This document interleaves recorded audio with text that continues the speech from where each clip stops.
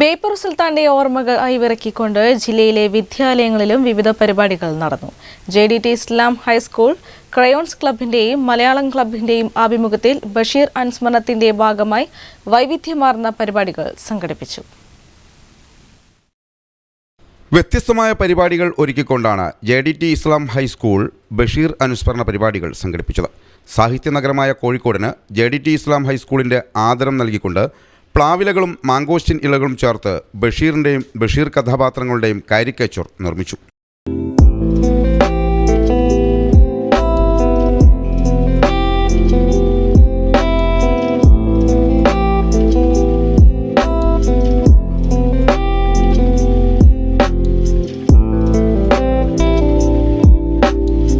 പരിപാടി JDT Islam arts and science college principal doctor EK Maqbool ഉദ്ഘാടനം ചെയ്തു.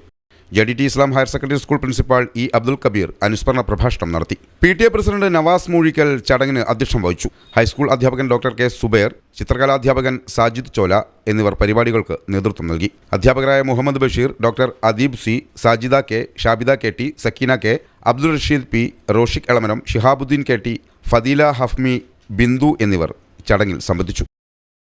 News bureau, Kozhikode.